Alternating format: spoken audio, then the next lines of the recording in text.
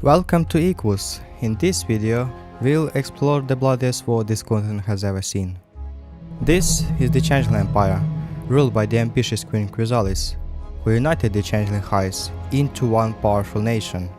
In the year 1002, the Queen launched a surprise attack on Equestria, with the main goal of seizing power in the country.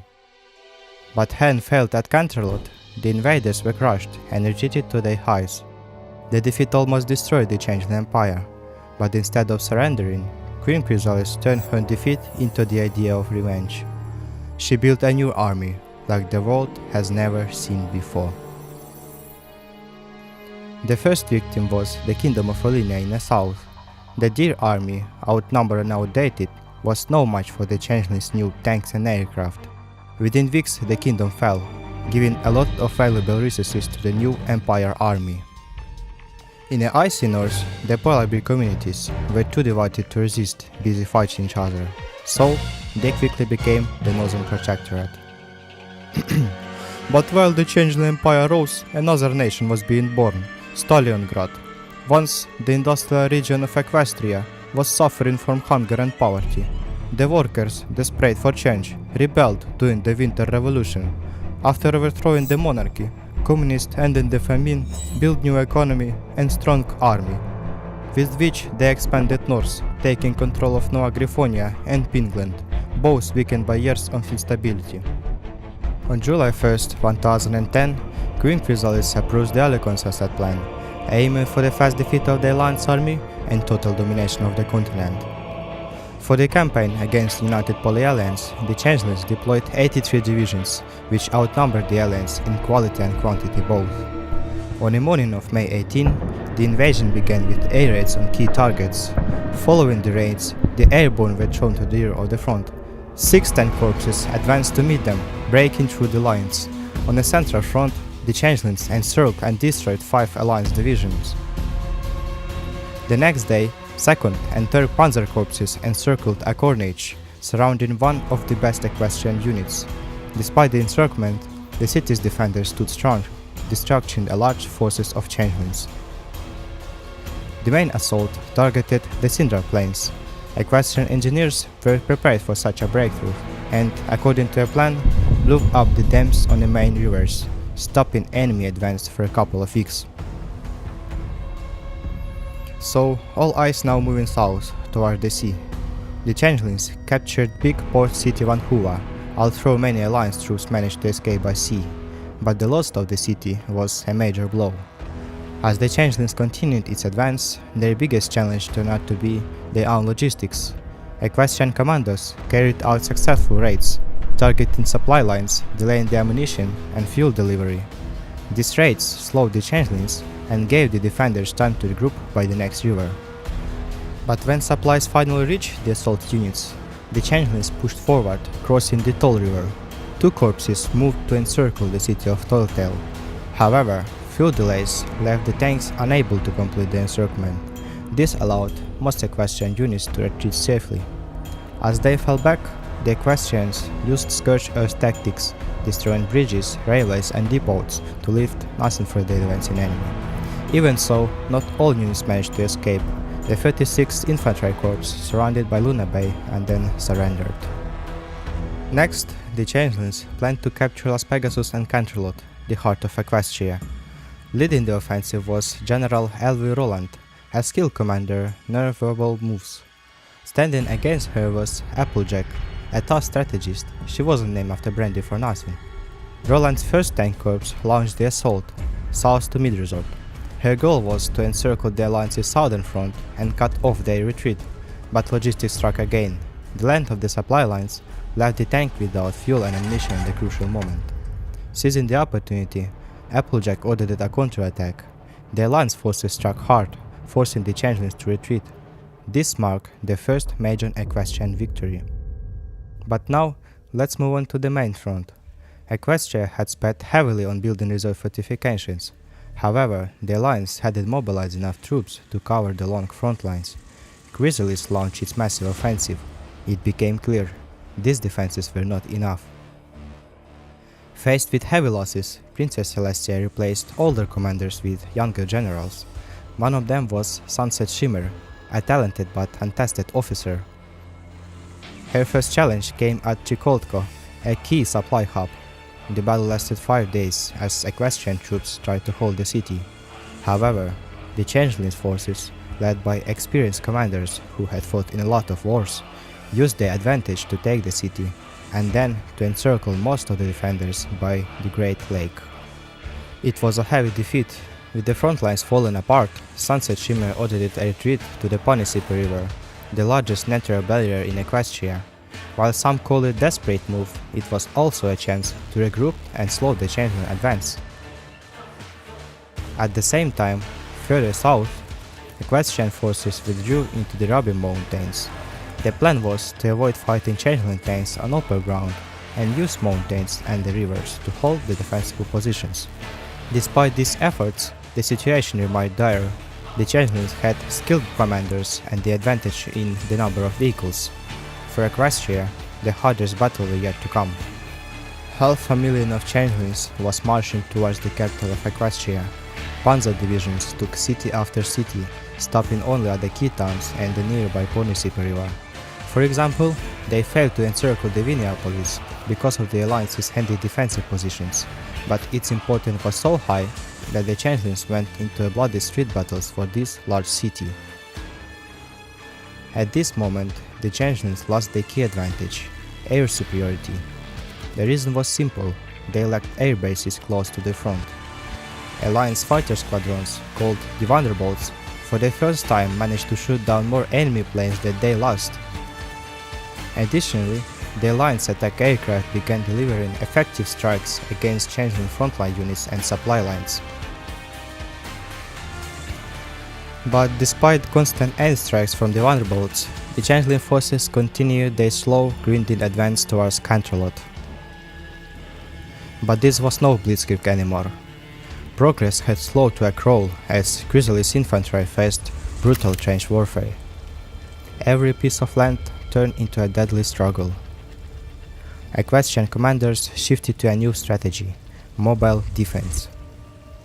By the end of November, Equestria mobilized enough troops to fill the gaps in the front lines and stabilize the defense. Meanwhile, Changeling's troops, exhausted from weeks of slow progress, dug into new positions, unable to push further. For now, the war near Canterlot had turned into a stalemate. Both sides retrenched, but with the winter approaching, the question remained: who would break first? While the situation near capital stabilized, there was a different kind of battle taking place. At the start of the war, on May 18, the Changeling's navy avoided direct confrontation with the Alliance fleet. The Alliance navy was simply larger. Early clashes were limited to small skirmishes for convoys between destroyers and the Changeling submarines. By late September, the Changeling navy intensified efforts to interrupt critical supply lines between Equestria and its key allies, New Maryland and the Riverlands. Their goal was to cut off the lifeline of resources and reinforcements helping Equestria to fight. The attacks escalated in October. Changeling submarines launched bold raids in the Luna Ocean, sinking multiple convoys and destroyers. Equestrian navy responded quickly, using advanced sonar to track and destroy several submarines. In October 15, in the Starry Sea, 16 Changeling submarines targeted a vital eastern support convoy, defended by 12 destroyers and 4 cruisers. Torpedoes cut through the waves, leaving destruction in their wake. By the end, 5 destroyers and a cruiser were sunk, while the Changelings lost 9 submarines. Even with heavy losses, their plan to break Equestria's supply lines was beginning to show its impact. The first major fleet battle took place in the Pegasus Gulf in late October. Both sides deployed carriers, battleships and cruisers in an attempt to establish control. The Changeling's navy used aggressive hit-and-run tactics, relying on their faster cruisers and torpedo-equipped ships to outmaneuver the larger Equestrian battleships. Meanwhile, the Equestrian fleet focused on coordinated airstrikes from their carriers to overwhelm the enemy. Despite heavy losses on both sides, the battle ended inconclusively, with both fleets forced to withdraw on repairs. Through December, Changeling submarines launched relentless attacks on supply lines. Nearly 30% of convoys with Eastern support and resources never reached their destinations. Equestrian fleet managed to repel some assaults, but the constant pressure slowed the flow of supplies, leaving southern Equestria with almost no communication from the sea. After the first battle for Mead Resort in July, the southern front quieted down, as both sides moved many of their divisions to the main front. By early October, General Alvirulant devised a bold plan to trick Equestrian forces. She ordered to move 5 divisions to the central front, creating the illusion that the Changelings had abandoned any major operation in the south. This tactic worked perfectly. Equestrian intelligence, convinced by the movements, began redirecting forces to the other critical areas. With enemy defenses weakened, Roland quickly regrouped her forces, preparing for a sudden and decisive offensive. By end of October, the 7th Panzer Corps had delivered a powerful attack. The offensive ended with the encirclement and defeat of the 15 divisions near Mid Lake.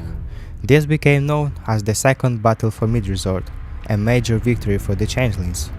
Securing Mead Resort gave them easy access to cross the Black River, a key natural barrier.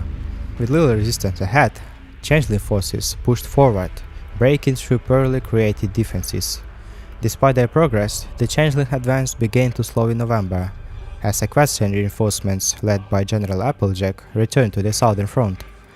Applejack's arrival tipped the scales, giving Equestria the advantage in numbers. Still, Roland, determined to keep the pressure, launched a new push to capture Las Pegasus, a critical city on the southern coast. By December 1st, the 7th Panzer Corps had reached the outskirts of Las Pegasus, but their momentum stalled. Once again, logistics became the Changelings' greatest challenge. Long supply lines and shortages of fuel and ammunition brought the assault to a halt. For now, the southern front had reached a stalemate. Yet while Equestria managed to stop the Changeling advance at Canterlot and Las Pegasus, the real battle was unfolding elsewhere. On the northern front, Chrysalis was preparing a campaign that could completely shift the balance of power in her favor. The Changelings forced the Ponisip River, capturing key footholds. In the north, Chrysalis elite forces seized Ponytown and Hearthholm, 2 vital supply hubs. This breakthrough opened a clear path to the Crystal Empire's capital. The flatland made the Alliance forces easy targets for the Changelings, Panzers and Stukas. The defenders had no choice but to retreat slowly towards Miamore, the last major supply hub before Crystal City. For 3 days, Crystal troops fought fiercely in the streets. Despite their efforts, the Changelings artillery reduced much of the city to rubble. The key defensive lines were broken. To avoid the encirclement, the remaining Crystal forces were ordered to retreat, leaving Miamore in enemy hands. Next, following the Alicorn's assault plan, 2 tank corpses were ordered to encircle Crystal City completely. In the south, the 22nd Panzer Corps defeated the 1st Pegasus and reached the Gallopstream River. In the north, the 3rd Panzer Corps moved around Equestrian defenses, reaching Hazelton.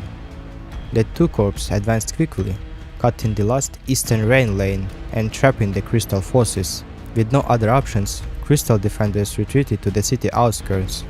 The next day, Changeling artillery destroyed the magical shield protecting the city. With the defenses broken, the Changelings began their assault on the fortress of Crystal City. If the city would fall, it would open the way to all of eastern Equus. Equestria knew this, but they weren't the only ones. Stalliongrad had been watching closely. While the Changelings pushed forward, Stalliongrad took the chance to expand. Without resistance, they moved into disputed borderlands, claiming the territory as their own. Canterlot did not fight back, unwilling to start another war, but they also did not accept the annexation. Meanwhile, the Changeling 3rd Panzer Corps crossed the Gallopstream River, pushing deeper into contested lands, but they didn't realize it was all a part of trap set by United Alliance. Near Parishtown, 2 tank corps from Stalliongrad launched a southern counterattack. Just a day earlier, Stalliongrad had secretly joined the United Alliance. Their entry into the war was a major turning point. The surprise attack caused chaos, and to avoid being surrounded, the 3rd Panzer Corps had to retreat back to the river.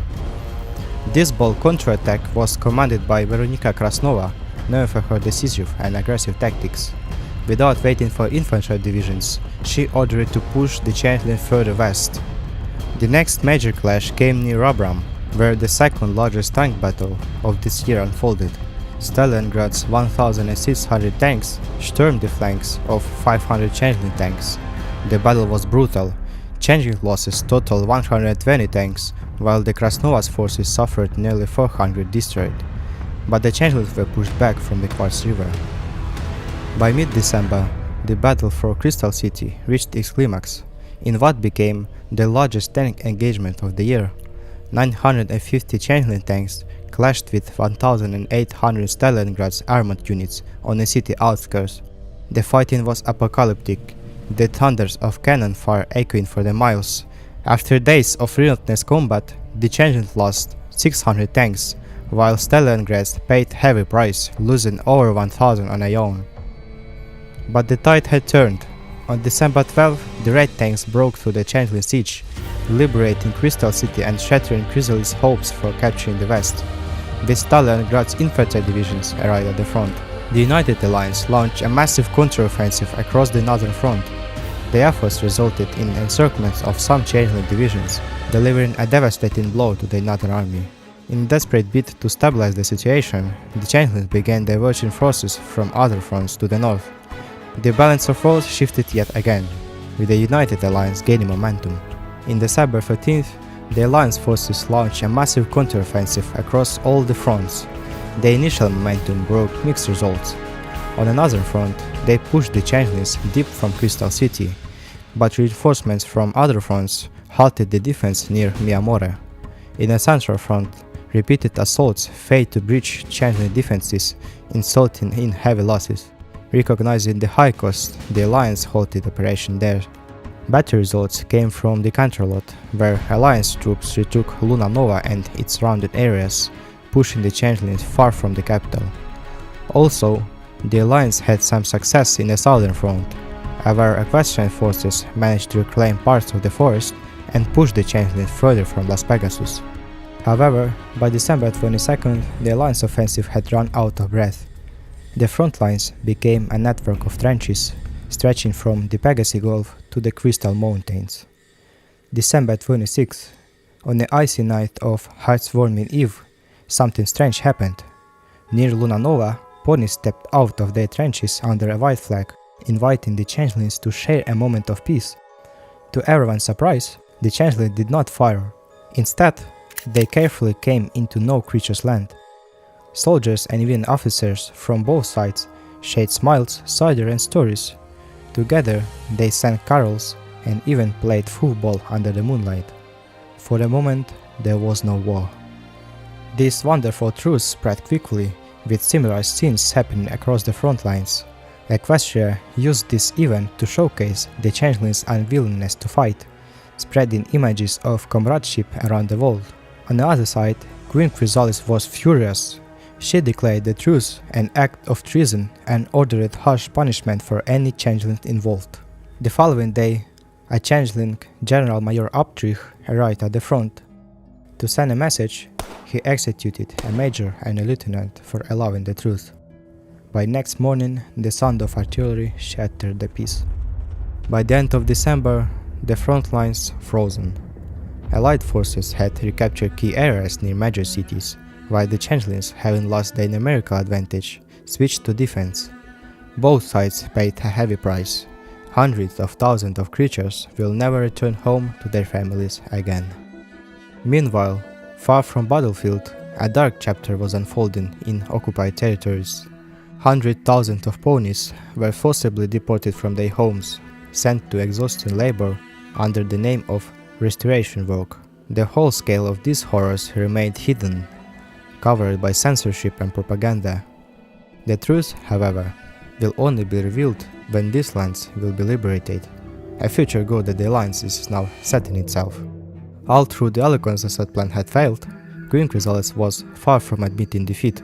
Together with her generals, they developed a new ambitious plan that she believed could finally bring triumph at any cost. All attentions turned to the year 1012, the year that will decide the winner of this war.